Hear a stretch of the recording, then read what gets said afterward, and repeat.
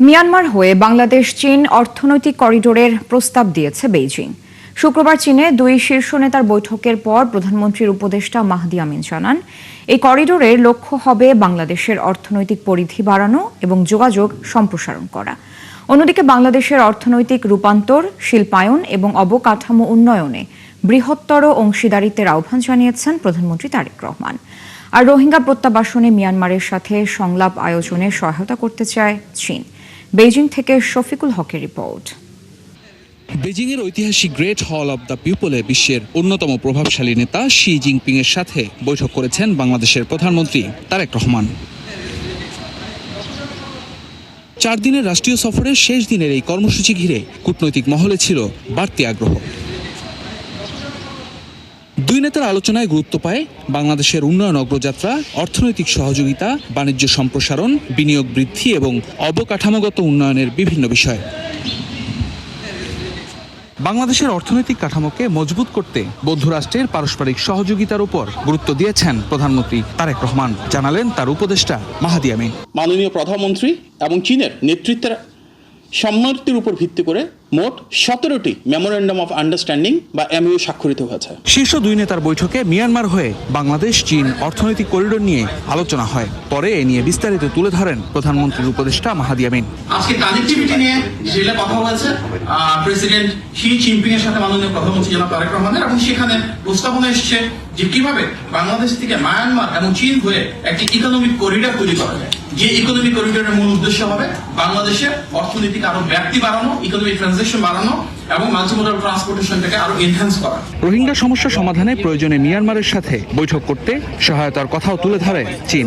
আর অর্থনৈতিক জোট ব্রিক্সে আবেদন করলে সমর্থনের আশ্বাস দেয় দেশটি। রোহিঙ্গার বিষয়ে বাংলাদেশের অবস্থান খুব সুনিশ্চিত।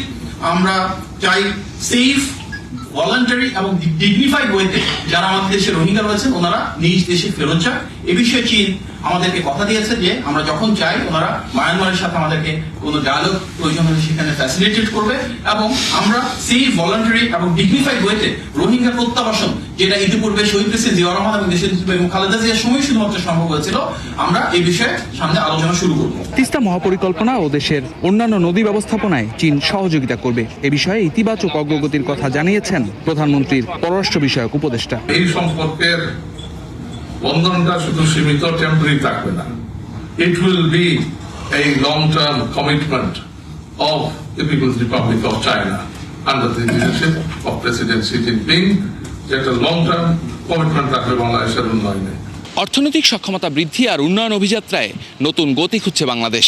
সে বার্তা দিতেই চীনের শীর্ষ নেতার সাথে হওয়া বৈঠকে আর্থিক সহযোগিতার পরিবর্তে বিনিয়োগ বাড়ানো, অবকাঠামোগত সহযোগিতা আর বাণিজ্য ঘাটতি কমানোকে এগিয়ে রেখেছেন সরকার প্রধান তারেক রহমান। সাহায্য নির্ভরতা কমিয়ে বরং দেশের সক্ষমতা বৃদ্ধিতে তার এই অবস্থানে পাশে থাকার অঙ্গীকার এসেছে চীন সরকারের পক্ষ থেকেও। শফিকুল হক, 71, বেইজিং, চীন। এদিকে 4 দিনের চীন সফর শেষে দেশের উদ্দেশ্যে রওনা হয়েছেন প্রধানমন্ত্রী তারেক রহমান। শুক্রবার স্থানীয় সময় বিকাল 5টায় বেইজিং ডাক্সিং আন্তর্জাতিক বিমানবন্দর থেকে রওনা দেন তিনি। রাত 8টায় হজরত শাহজালাল আন্তর্জাতিক বিমানবন্দরে অবতরণ করবে প্রধানমন্ত্রীকে বহনকারী বিমান। তাকে বিমানবন্দরে অভ্যর্থনা জানাবেন বিএনপি মহাসচিব ও এলজিআরডি মন্ত্রী মির্জা ফখরুল ইসলাম আলমগীর। তবে প্রধানমন্ত্রীর দেশে ফেরাকে কেন্দ্র করে নেতাকর্মীদের কোনো ধরনের শোডাউন বা বড় জমায়েত না করতে বিএনপির পক্ষ থেকে আহ্বান জানানো হয়েছে। এদিকে শুক্রবার চীনের স্থানীয় সময় সকালে বেইজিংয়ের গ্রেট হল অব দ্য পিপলে প্রধানমন্ত্রী তারেক রহমানের সঙ্গে সাক্ষাৎ করেছেন চীনের ন্যাশনাল পিপলস কংগ্রেসের স্ট্যান্ডিং কমিটির চেয়ারম্যান ঝাও লেজি। সরকার প্রধানের দায়িত্ব নেওয়ার পর 21 জুন রাষ্ট্রীয় সফরে প্রথমে মালয়েশিয়া এবং পরে চীন সফরে যান প্রধানমন্ত্রী। বিজিবি সতর্ক অবস্থানে থাকায় একজন ভারতীয়কেও বিএসএফ পুশিন করতে পারেনি বলে জানিয়েছেন স্বরাষ্ট্রমন্ত্রী সালাউদ্দিন আহমদ। রাজধানীর ওসমানী স্মৃতি মিলনায়তনে আন্তর্জাতিক মাদক বিরোধী দিবসের অনুষ্ঠান শেষে সাংবাদিকদের প্রশ্নের জবাবে মন্ত্রী আরও জানান, সাবেক আইজিপি বেনজিরকে ফেরত আনতে এখনও আরব আমিরাতে পাঠানো চিঠির জবাব পায়নি সরকার। আশিক মাহমুদ জানাচ্ছেন বিস্তারিত। মাদকদ্রব্যের অপব্যবহার ও অবৈধ পাচার বিরোধী আন্তর্জাতিক দিবসে রাজধানীতে সচেতনতামূলক র্যালি করেছে মাদকদ্রব্য নিয়ন্ত্রণ অধিদপ্তর। অংশ নেন বিভিন্ন শিক্ষা প্রতিষ্ঠান, সামাজিক সংগঠন সহ নানা শ্রেণী পেশার মানুষ। পরে রাজধানীর ওসমানী স্মৃতি মিলনায়তনে আলোচনায় অংশ নেন স্বরাষ্ট্রমন্ত্রী সালাউদ্দিন আহমদ। জানান, মাদক নির্মূলে পূর্বের আইন সংশোধন করে নতুন আইন প্রবর্তনের কথা। গুরুত্ব আরোপ করেন মাদক নিয়ে সামাজিক আন্দোলনের ওপর। রাষ্ট্র, মাদকদ্রব্য নিয়ন্ত্রণ অধিদপ্তর, তার কর্মকর্তারা আজকে আমি দেখলাম পোশাকে দেখতে লাগে পুলিশের মতো, স্টারও আছে, কিন্তু হাতে অস্ত্র নাই। তারা ফাইট করতে যাচ্ছে সশস্ত্র মাদক কারবারিদের সাথে, ব্যবসায়ী প্রডিউসারদের সাথে বা পাচারকারীদের সাথে। গুলিবিদ্ধ হচ্ছে, পুরস্কৃত করলাম, আজকে জীবন যেতে পারত। সেই জন্য আমরা আইন আনছি, আগামী 2-1 দিনের মধ্যে সেই আইনটা পার্লামেন্টে প্লেস হবে ইনশাআল্লাহ। যুগোপযোগী মাদকদ্রব্য নিয়ন্ত্রণ আইনের সংশোধনী, তাতে তাদেরকে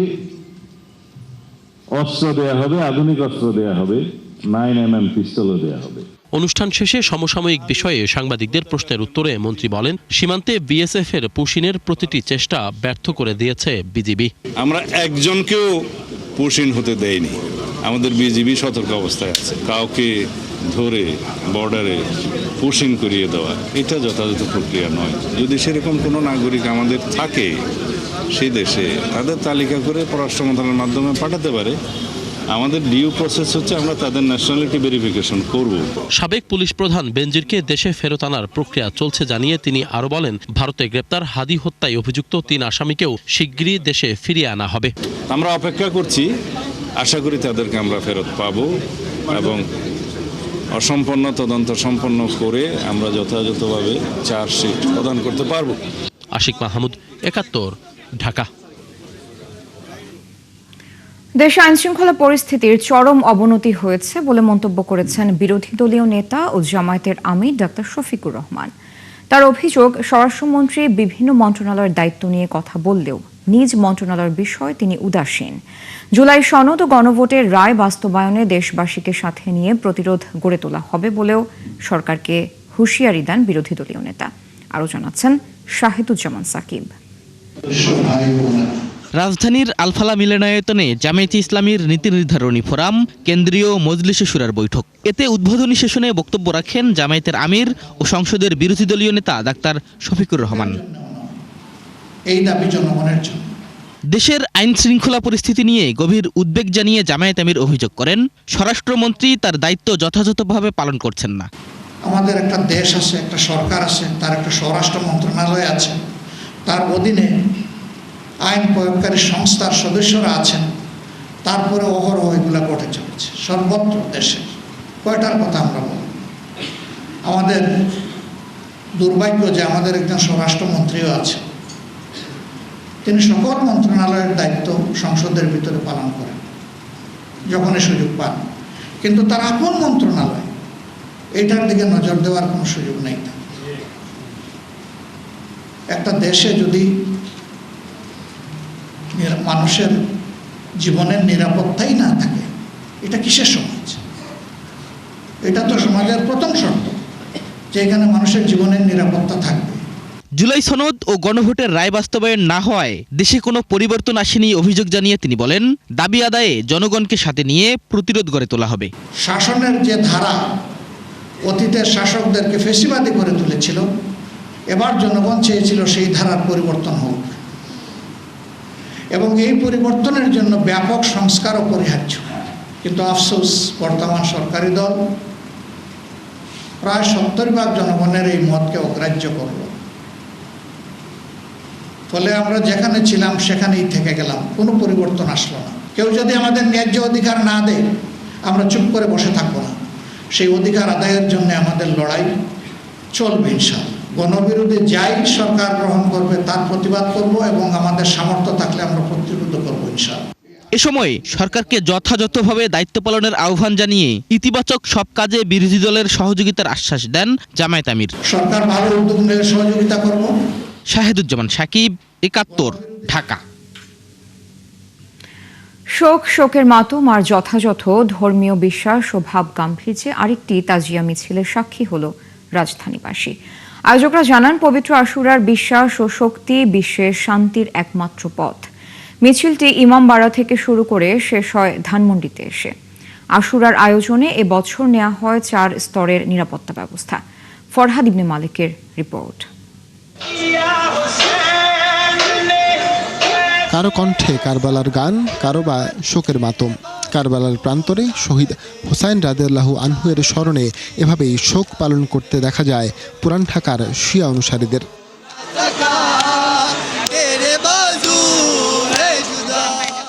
শোকের মিছিল পরিচিত তাজিয়া মিছিল নামে। পুরান ঢাকার হোসেনি দালান থেকে শুরু হয়ে চকবাজার, লালবাগ, আজিমপুর হয়ে মিছিলটি শেষ হয় ধানমন্ডিতে।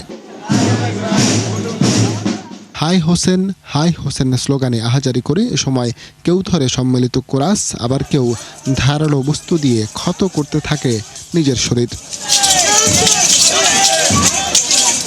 অনুসারীরা জানান, কারবালার এই শোকের অনুষঙ্গ সমাজ ও বিশ্বে মুক্তির একমাত্র পথ, যার দৃষ্টান্ত মধ্যপ্রাচ্যের দেশ ইরান। এই দিনে ইমাম হুসাইন ইসলাম তার সফর সঙ্গীদের নিয়ে কারবালার ময়দানে অন্যায়, অবিচার, জুলুমের বিরুদ্ধে নিজের জীবন বিসর্জন করে গেছেন। এই দিনটি আমাদের শিক্ষা দেয় প্রতিরোধের, আমাদেরকে শিক্ষা দেয় সংগ্রামের, আমাদের শিক্ষা দেয় অন্যায়ের কাছে মাথা নত না করে লড়াই সংগ্রাম করে যাওয়ার। ইমাম হোসেনের শোককে যদি আমরা শক্তিতে পরিণত করতে পারি, তাহলে আমাদের বর্তমান বিশ্ব বিজয় করা আমাদের অসম্ভবের কিছু না। যেভাবে ইরান দেখিয়ে দিয়েছে যে আমেরিকার কাছে মাথা নত করেনি, তারা কিন্তু ইমাম হোসেনের অনুসারী, হযরত আলীর অনুসারী। আমরা চাই যে আগামীতে আমরা সবাই এক হতে পারি। বিশাল মিছিলের এই আয়োজনে পুরো রাস্তা জুড়েই ছিল মানুষের ভিড়। তাদের মাঝে কেউ বিলিয়ে দিচ্ছেন পানি, কেউ দিচ্ছেন শরবত, আবার কেউ বা দিচ্ছেন নানা ধরনের ফলমূল। আমাদের এই হুসাইনি লঙ্গরের পক্ষ থেকে বাচ্চাদেরকে নিয়ে আমরা এসেছি সবার মাঝে ফল বিতরণ করার জন্য, এবং এটা আমরা কন্টিনিউ প্রতি মাসেই করে থাকি। আমাদের এলাকায় গরিব দুঃখীদের জন্য সবসময় করে থাকি এটা। আজকে গত 2 বছর যাবত এখানে করছি, ইনশাল্লাহ ভবিষ্যতে করবো। আমরা আনারস দিচ্ছি, পেয়ারা, তারপরে কলা, আমরুজ, তারপর আপনার ছোলার সাথে কিশমিশ, বাদাম, চিনি মিক্স করে আমরা দিচ্ছি। পানির গাড়ি আছে, সামনে শরবতের গাড়ি, এটার মধ্যে শরবতের পেস্তা বাদাম আছে, জাফরান আছে, সব মিলে দুধ আছে। এবারের আশুরায় রাজধানীতে ছোট বড় মিলিয়ে 63টি তাজিয়া মিছিল বেরিয়েছে ইমামবাড়া থেকে। ফরহাদ ইবনে মালিক, 71, ঢাকা। এদিকে যথাযোগ্য ধর্মীয় ভাব গাম্ভীর্যে সারা দেশে পালিত হয়েছে পবিত্র আশুরা। কারবালার শহীদদের স্মরণে শোকের কালো পতাকা হাতে এবং পোশাক পরে মুসল্লিরা তাজিয়া মিছিলে অংশ নেন। এছাড়া ছিল আলোচনা সভা, মজলিস ও তবারক বিতরণের আয়োজন। সহকর্মীদের তথ্য, ছবিতে প্রতিবেদন। খুলনা নগরীর আলতাপল লেনের আঞ্জুমানে পাঞ্জাতনী ট্রাস্ট ইমামবাড়ি থেকে আশুরার তাজিয়া বা শোক মিছিল বের হয় শুক্রবার সকাল 9:30টায়। নগরীর প্রধান সড়ক ঘুরে মিছিল আবার ইমামবাড়িতে গিয়ে শেষ হয়। শোক মিছিল ও আলোচনা সভায় অংশ নেন খুলনা উন্নয়ন কর্তৃপক্ষের চেয়ারম্যান ও মহানগর বিএনপির সভাপতি শফিকুল আলম মনা।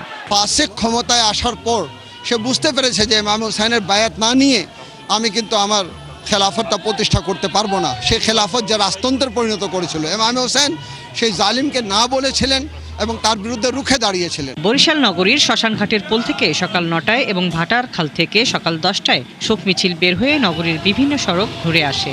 ইমাম হোসেনের নির্মমভাবে হত্যা করা হয়েছে, তার পরিপ্রেক্ষিতে আমরা সেই শোকে মাতোয়ারা, আমরা ওই কারণে আমরা শোক র্যালি করি। রাজবাড়িতে সকাল 10টায় আঞ্জুমানে কাদেরিয়ার উদ্যোগে শহরের বড় মসজিদ থেকে তাজিয়া মিছিল বের হয়। এতে কয়েক হাজার ধর্মপ্রাণ মানুষ অংশ নেন। যশোরে সকাল 11টায় দানবীর হাজী মোহাম্মদ মহসিন ইমামবাড়ি কার্যকরী পরিষদের উদ্যোগে কেন্দ্রীয় ঈদগাহ ময়দান থেকে তাজিয়া মিছিলে শিয়া সম্প্রদায়ের কয়েকশো অনুসারী অংশ নেন। মানিকগঞ্জের গড়পাড়া ইমামবাড়ি প্রাঙ্গণে হয় মার্জিয়া আর শোকের মাতম। দুপুরে ইমামবাড়ি থেকে বিশাল তাজিয়া মিছিল বের হয়ে শহরের দেবেন্দ্র কলেজে সমবেত হয়। হাসিবা আলী বর্ণা, 71। গুমের শিকার ও তার স্বজনদের জন্য বিশেষ ভাতার ব্যবস্থা করা হবে। শুক্রবার গুমের শিকার হওয়া স্বজনদের সংগঠন মায়ের ডাকের সংলাপে এমনটা জানান বিএনপি মহাসচিব মির্জা ফখরুল ইসলাম আলমগীর।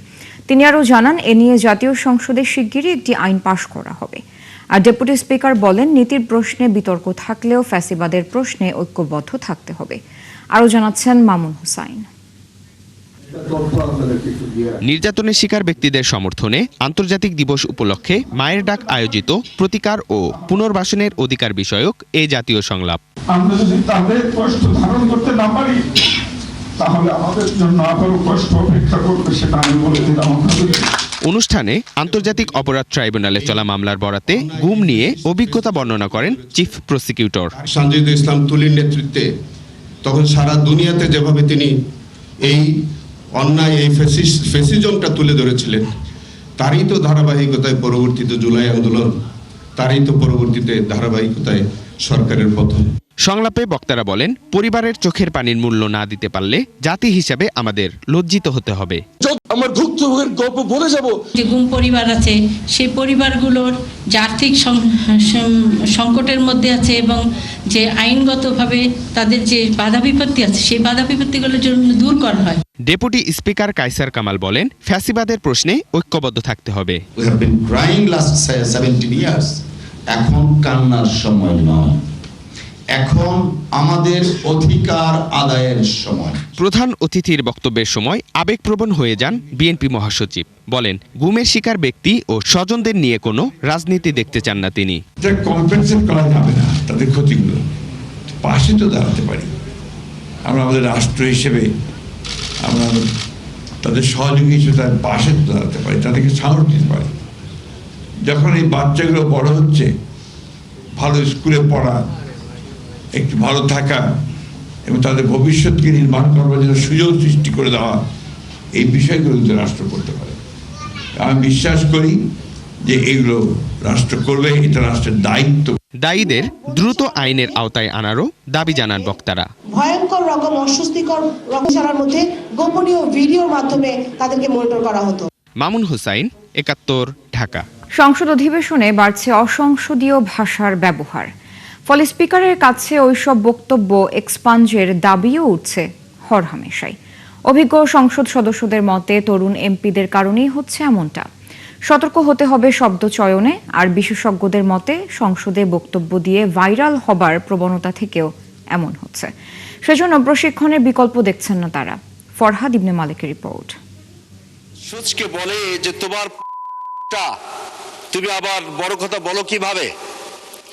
সুচ চাইলনকে বলে, চাইলন রে তুমি শুধু আমার একটা ফুটা দেখো। অসংসদীয় ভাষা এবারের সংসদে অনেকটা নিয়মিতই হয়ে গেছে এর ব্যবহার। চাইলন এবং সুচের কথোপকথন। এই অসংসদীয় ভাষা আসলে কি?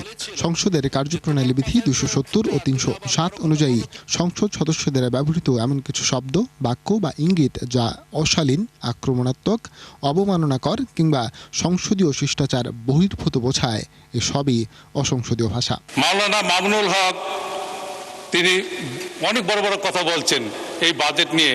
আবার সংসদে উপস্থিত নেই এমন কোনো ব্যক্তির ব্যক্তিগত, পারিবারিক বা তার ব্যক্তিগত সম্পর্ক নিয়ে কথা বলাও অসংসদীয় ভাষার অন্তর্ভুক্ত।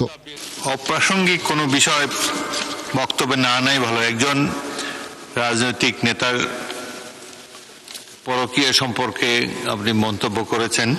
যদি কোনো সংসদ সদস্যের বক্তব্য মানহানিকর, অশালীন বা অসংসদীয় মনে হয়, তখন সেই বক্তব্যগুলোকে বা বক্তব্যের অংশকে এক্সপাঞ্জ বা বাতিল করে দিতে পারেন স্পিকার।